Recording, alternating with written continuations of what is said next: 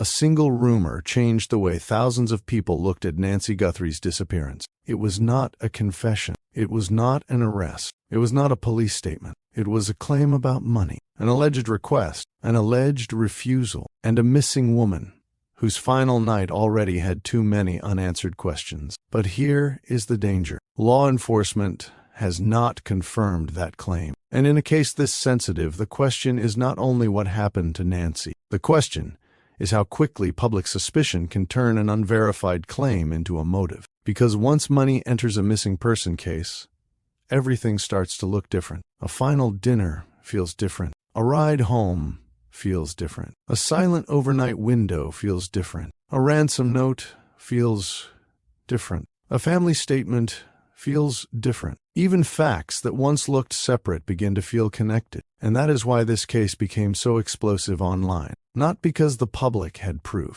because the public had a sequence. Nancy was last seen after a family dinner. She was dropped off at her home. By the next day, she was missing. A masked person appeared at her front door. Her blood was found near the home. Ransom messages surfaced. A man was later charged over a ransom demand. Her family was publicly cleared as suspects. And then, weeks later, an unverified financial claim began spreading across the internet. That claim did not solve the case. It did not name a suspect. It did not come from a confirmed law enforcement statement. But it changed the emotional temperature of the story. Because when people heard the words money, request, and refusal, they started asking the one question every investigator asks in cases involving pressure. Who had motive? Before we go deeper, like this video and subscribe to True Crime Greyson. This channel follows the facts, not reckless rumors. We look at what is confirmed,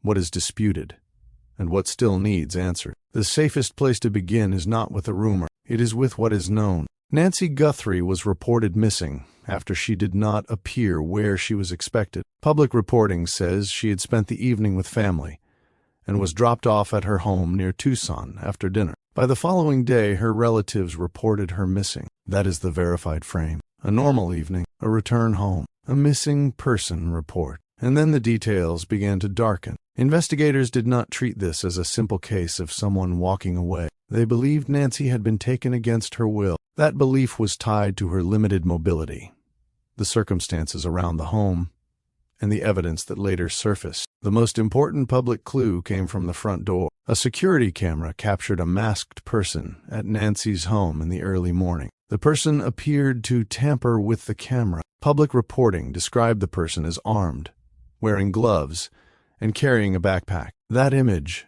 became the center of the case because it gave the public something to focus on: a person, a moment, a doorway, but not a name. That is the torment of this case. The camera gave everyone a figure, but not an answer. The figure was visible, but hidden. The person was close enough to the home to matter, but covered enough to remain unidentified. And then came the timing. The sheriff said the doorbell camera was disabled shortly before Nancy's pacemaker app lost its connection with her telephone line. That detail made the timeline feel even more precise and more frightening. It created a narrow window where technology seemed to mark the moment Nancy's normal life broke away from the home. Then there was the blood. Traces found on the front porch were confirmed by DNA testing to have come from Nancy. That fact changed the emotional meaning of the disappearance. It made the front entrance more than a doorway. It became the place where something had happened. But even with that evidence, the case did not break. No public suspect was named. No confirmed recovery happened. No proof of life surfaced publicly.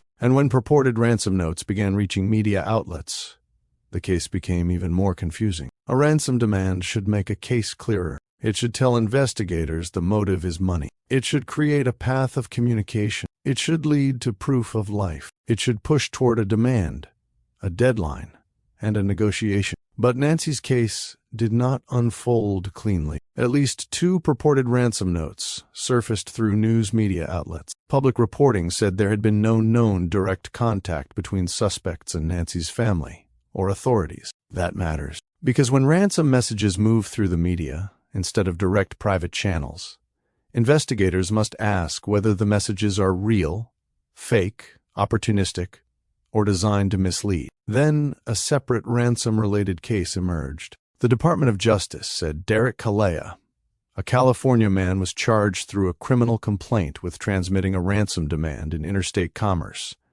and using a telecommunications device with intent to abuse, threaten, or harass without revealing his identity. That charge mattered because it showed another danger in high-profile missing person cases. Grief attracts attention. Attention attracts imposters. And imposters can create noise that slows the search for truth. Federal prosecutors made clear that a criminal complaint is only a charging document and does not prove guilt. That warning is important because this case has been flooded with claims, theories, and accusations, and not all of them stand on evidence. That brings us to the financial rumor. No official public record has established that Annie Guthrie asked Nancy for a loan. No court document has proved that Nancy refused. No investigator has publicly named that alleged conversation as motive. Some outlets that reported the claim also called it unverified. An unverified financial claim entered the public conversation,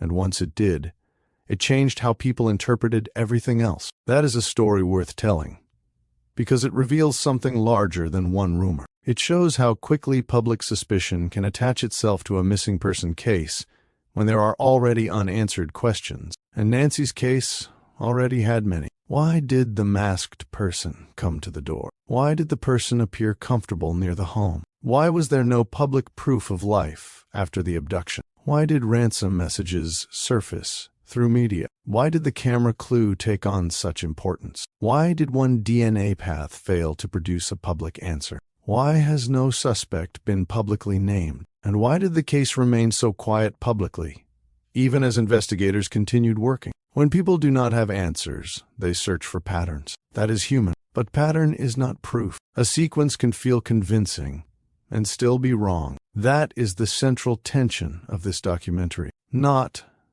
did a family member do it? Law enforcement has publicly said family members were not suspects. The real tension is this. How do investigators separate a real motive from a public rumor? And how do viewers follow a case without turning suspicion into accusation? Nancy was last seen after a family dinner. She was dropped off at home. She was reported missing the next day. A masked person appeared at her front door. The doorbell camera was disabled. Her pacemaker app later lost contact with her phone line. Blood found at the front porch was confirmed as hers. Investigators believed she was taken against her will. Purported ransom notes surfaced through media outlets. No proof of life had surfaced publicly. The family was cleared as suspects. The search continued. That sequence is real, and it is already disturbing. The unverified loan claim should be treated as a public controversy, not as a proven motive. The first part of the case is the final known timeline. The final evening matters because it is the last verified contact before the disappearance. Nancy had dinner with family. She returned home. Public reporting says relatives later reported her missing when she did not appear as expected. That timeline creates a painful contrast. The evening began with ordinary family contact. The next day began with alarm. The space between those 2 points is where investigators had to focus. What happened after she came home? Who approached the house? How did the masked person reach the front door? Did that person know the property? Did the person know Nancy's routine? Did the person come alone? Was the goal ransom? Was the ransom a later distraction? Was the case changed by someone trying to exploit it? Those questions come from the confirmed timeline. They do not require unverified family allegations. The camera footage is the strongest public anchor. The person on that footage shaped everything that followed. A masked figure in the dark is powerful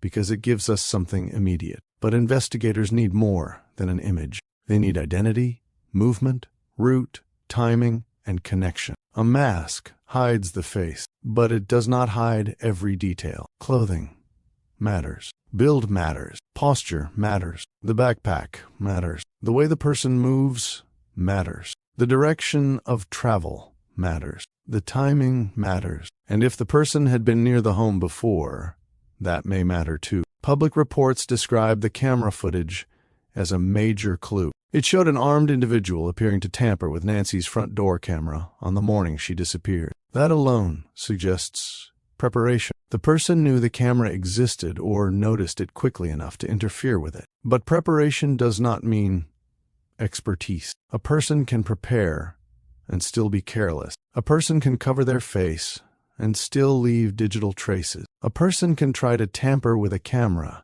and still be captured. That tension makes the footage so important. It shows someone trying to control the scene but failing to erase themselves completely. Then there is the pacemaker connection. This detail is one of the most chilling because it brings technology into the timeline. The sheriff said the doorbell camera was disabled shortly before the pacemaker app lost connection with Nancy's telephone line. That does not reveal everything, but it narrows the sense of timing. It tells us that the disappearance was not only a family worry discovered the next day. It had digital markers, a camera interruption, a health device connection loss, a missing person, blood on the porch. Each one is separate, but together they create pressure. That pressure is what made public suspicion grow so fast. When a case has no suspect, the public begins to look for one. When a case has no clear motive, the public begins to assign one. And when a rumor about money enters that space,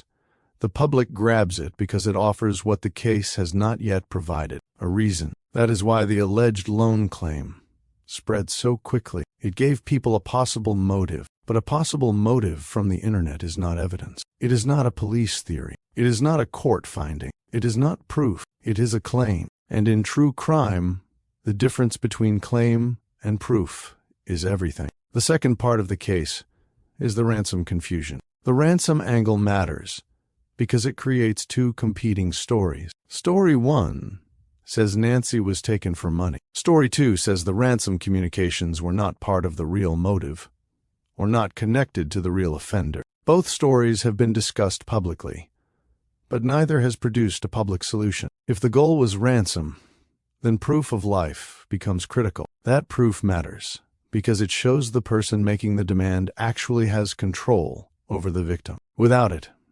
investigators cannot easily know whether the demand is real, false, or opportunistic. Public reporting said no proof of life had surfaced after the abduction. That is one of the most important facts in the case. Because if someone truly took Nancy for money, why not prove she was alive? Why send messages through media outlets? Why not maintain direct contact? Why not create controlled pressure? Those questions do not prove the ransom was fake, but they explain why investigators had to be careful. High-profile cases often attract hoaxes. The Department of Justice's case against Derek Kallela highlights that risk. The case showed how a person can enter the narrative through a ransom demand, even while the real disappearance remains unresolved. That is why every message in a case like this must be verified. What details does the sender know? Were those details public? Can the sender prove contact with the victim? Does the timing match? Does the method match? Does the demand make sense? Does the communication continue? Does it produce a lead? If not, investigators have to consider the possibility that the message is noise, and noise is dangerous. Noise wastes time. Noise creates false hope. Noise can hurt a family. Noise can mislead the public. Noise can make a case feel more solved than it is, or more suspicious than the evidence supports. A final dinner, a quiet night, a missing woman, a financial claim, a property question, a sealed call, a slow investigation. But the safer version must keep returning to the official record. The family was cleared as suspects. The alleged loan claim is unverified. No official public source has established that money was the motive. No public suspect has been named. The case remains active. That does not weaken the story. It makes it stronger because it builds trust. The third part is the danger of financial claims in true crime. Money can be a real motive in crimes. That is why investigators examine it. They look at property, banking, debts, insurance, wills, access, power of attorney, care arrangements, financial stress, requests for help, changes in behavior. But the public does not have access to the full investigative file. And without that file, we have to be careful. A family with financial discussions is not evidence of a crime. A valuable home is not evidence of motive. A legal document is not evidence of guilt. A rumor about a loan is not evidence of a plot. That does not mean investigators ignore financial context. It means the public cannot turn context into accusation. This case is a perfect example of why. Once the lone rumor appeared, people began rereading the timeline. The dinner felt suspicious. The return home felt suspicious. The overnight silence felt suspicious. Property activity discussed online felt suspicious. Even ordinary family actions became material for public judgment.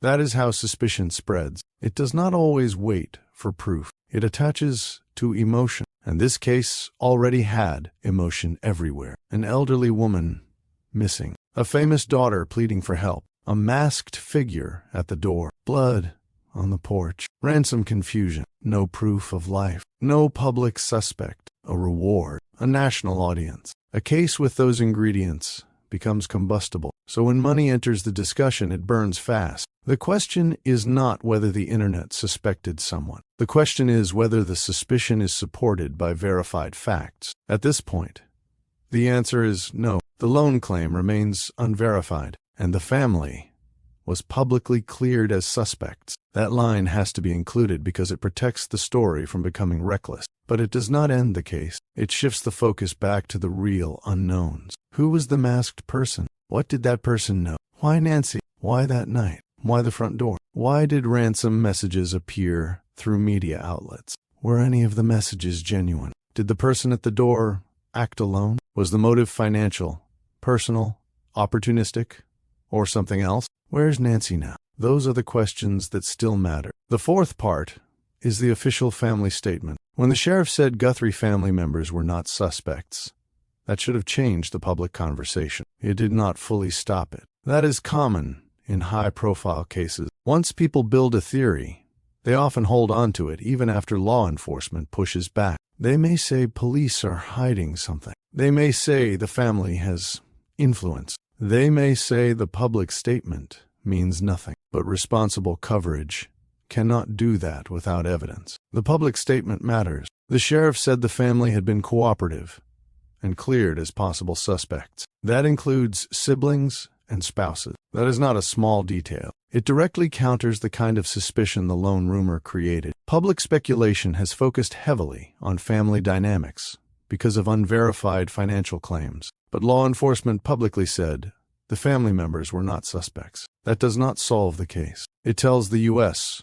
where the official record stands. And once that is clear, we can explore the larger issue. Why did the rumor feel so convincing to so many people? The answer is sequence. Human beings are pattern seekers. When we see a final dinner, a missing woman, a quiet overnight window, a camera image, a ransom question, and then a money rumor, our brains try to build a story. But a story built by the brain is not the same as a case built by evidence. Evidence has rules. It needs verification. It needs chain of custody. It needs statements. It needs corroboration. It needs timelines that can survive challenge. It needs forensic support. It needs legal weight. The internet does not need any of that to create a theory. That is why true crime audiences need discipline. A case can be suspicious without pointing at a specific person. A rumor can be interesting without being true. A timeline can feel meaningful without proving motive. And sometimes,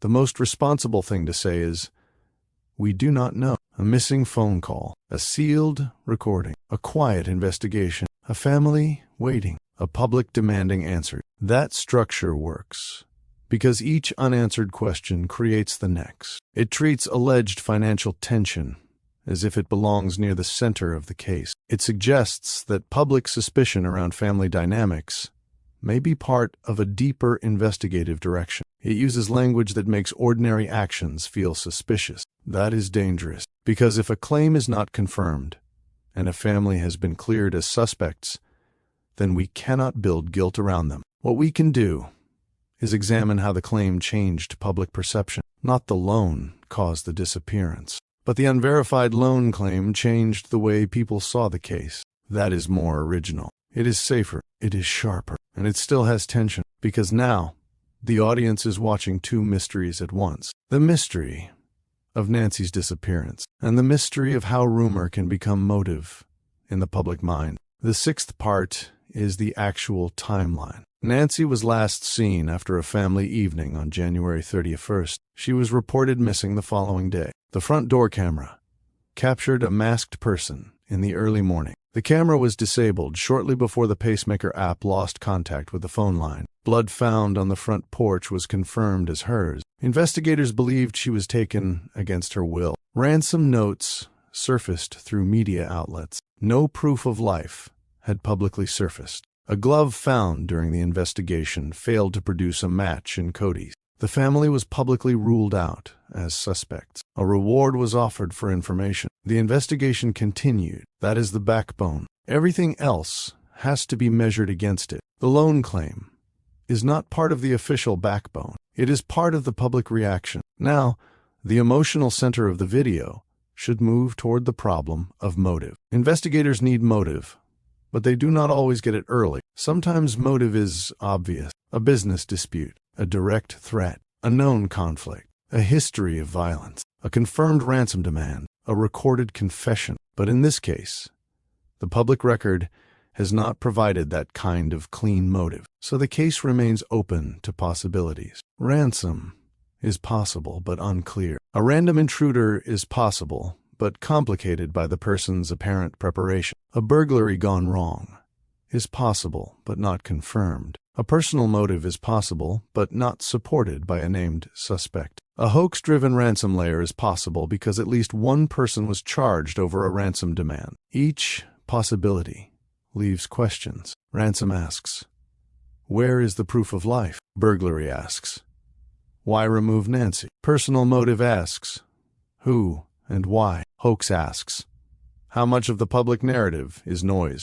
That is why the case is so hard to summarize. It does not fit one simple box, and the loan rumor gained power because it seemed to offer the box people wanted: money, pressure, refusal, motive. But again, that claim has not been confirmed. This case shows how public suspicion works. A person disappears. Authorities release limited information. The family pleads for help. Ransom messages complicate the case. Online investigators search for hidden motive. A claim appears about money. The claim spreads. People begin reinterpreting every known fact. Then official statements become part of the battle. Some accept them, some reject them. The truth gets harder to hear because the rumor becomes louder. That is a real problem in true crime. When rumors grow too fast, they can hurt investigations. They can damage people who have not been charged. They can create false leads. They can pressure families already suffering. They can drown out real evidence.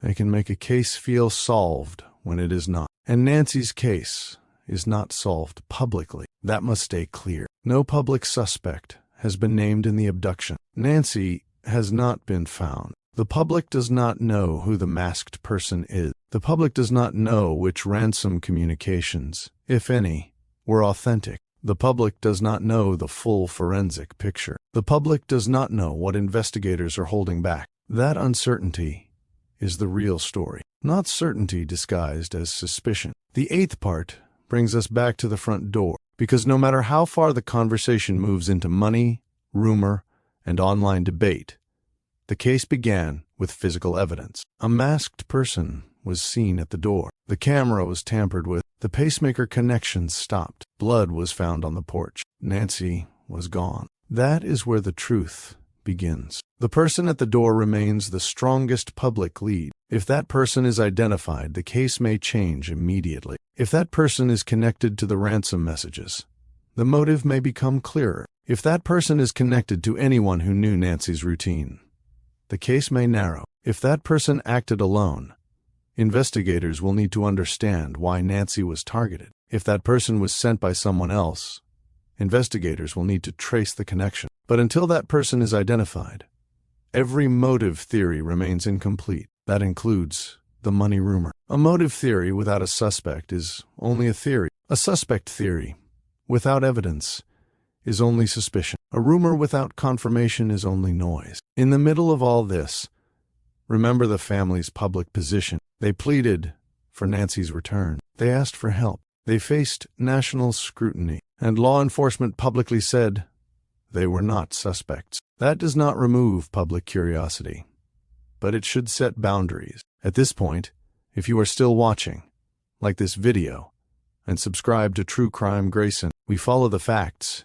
even when the rumors are louder. Cases like this need careful attention, not reckless accusations. The ninth part is what remains unresolved. The biggest question is not whether the lone rumor is dramatic. The biggest question is whether it is true. Right now, there is no confirmed public evidence that it is, so we have to return to the confirmed evidence. Who came to the door? Why did they come? How did they know the right time? Did they know Nancy's routine? Was the person looking for money? Was the person connected to any ransom message? Was the person a stranger, a service worker, a local offender, or someone with passing knowledge of the home? Did the person act alone? Was the scene meant to create a false story? Why did no proof of life surface publicly? Why did the ransom trail fail to resolve the case? Why did a glove lead not produce a public match? And where is Nancy? Those questions are enough. They do not need defamation. They do not need invented motive. They do not need unverified claims presented as truth. The case is already full of tension because it is already full of unanswered facts. The 10th part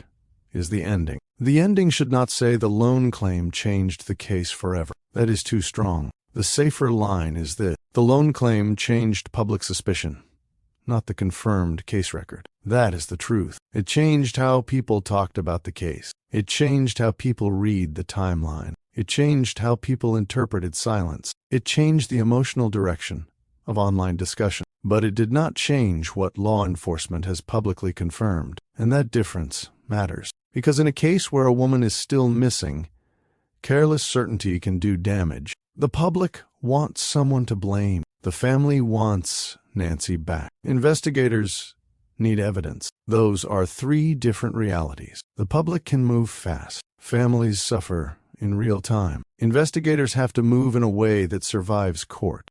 That is why this case may feel slow. Not because it lacks urgency, because the answer, if it comes, must be strong enough to hold. The story ends, for now, where it began. Not with the rumor, with the door. A masked person at the threshold. A camera disrupted. A vulnerable woman missing. Blood on the porch. Ransom confusion. A family cleared publicly, yet still watched by the internet. A case flooded with tips, theories, and pain. And somewhere inside all of it, the truth. The truth may be in a forensic result that has not been released. It may be in footage still being reviewed. It may be in a digital record. It may be in the person who knows the masked figure. It may be in a message that investigators have not made public. It may be in a timeline detail the internet has overlooked. But it is not in a rumor alone. That is the final lesson. Rumors can create curiosity. Facts create cases. And Nancy Guthrie's case still needs facts. If the alleged lone conversation is ever confirmed by law enforcement, it will matter. If investigators connect money to motive, it will matter. If any person is charged, the evidence will matter. But until then, responsible storytelling must hold the line. Say what is known. Label what is unverified. Protect the dignity of the missing. Avoid accusing people who have not been charged. And keep the focus on the question that matters most. What happened to Nancy Guthrie after she returned home that night? That question is still open. It is bigger than any rumor. It is bigger than any online theory. It is bigger than one headline. Because somewhere, someone knows the answer. Someone knows who the masked person was. Someone knows why Nancy was taken. Someone knows whether the ransom messages were real. Someone knows whether the unverified money claim has any truth